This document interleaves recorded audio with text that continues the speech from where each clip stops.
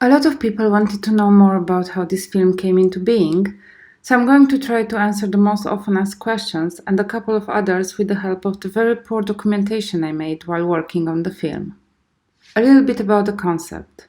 My idea was to illustrate a quite simple and basic psychological phenomenon, namely the need to be loved and accepted in the society, and the willingness to change and adapt in order to achieve that, but also the dangers of losing one's core identity while trying too hard. Talking to audiences at festivals, I found out I managed to address many more issues without consciously considering them, like race and gender identity or the artist's condition. The choice of dance as a storytelling language was tightly connected with the subject, and I still couldn't imagine any better form. To claymation, I arrived after shortly considering body painting, or 3D, and realizing that the first would imply finding a person who would consent to torture, and the second would require skills and a budget I was too far away from.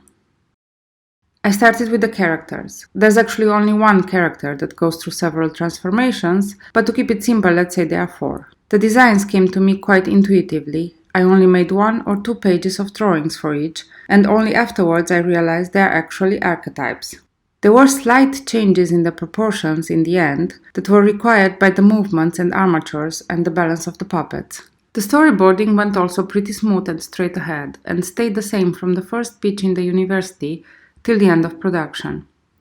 I knew how each character had to move before putting it into words for other people. And with that and some internet references, I moved on to the choreography development, which went pretty much like this. Just kidding, it went more like this. I had the immense luck to find 2 brilliant dancers who understood my idea and the nature of the characters, and working with them helped me not only develop the choreography for the film, but also understand the body mechanics of dance. There wasn't enough time to boil down exact choreography, but I got a pretty consistent range of movements for each character, which I proceeded to weave together while making the animatic. What I basically did was to handpick different moves from different recordings and bind them together to form fluent phrases, sometimes using unreferenced animation. During this phase, I realized that rotoscoping doesn't work for these characters, that whatever looked impressive done by the human dancers seemed quite lifeless in the animation. So I started exaggerating, changing the timing, using the moves on reverse. This took about 4 months. A lot of testing, building and learning followed. I built a basic rotating stage out of a steel plate and a light wooden structure. Now this is very much a hack, I wouldn't necessarily recommend it, but since I couldn't afford a stage builder on the school project budget, I had to do it myself. The steel plate was needed so that I could fix the puppets from underneath with magnets. The weight of the puppets required a couple of strong neodyne magnets, the kind that you have to attach a piece of wood to in order to be able to handle them. The turning stage top was for mocking camera movement. So instead of moving the camera, since I didn't have a motion control system, I was rotating the stage. It was a mess, but somehow I managed not to ruin any shot. Next, building the puppets. For a long time I was sure a ball and socket armature is absolutely required for halfway serious production. So I bought one and even tested the animation on it. But then it turned out it's unfitted for clay, at least for clay the way I intended to animate it. So wire armature it was, as basic as it gets. For the plasticine, I tested a few brands, known and unknown to animators, and the reason I find Jotopath Plume to be the best is that it doesn't change consistency even after kneading it the whole day under a hot lamp.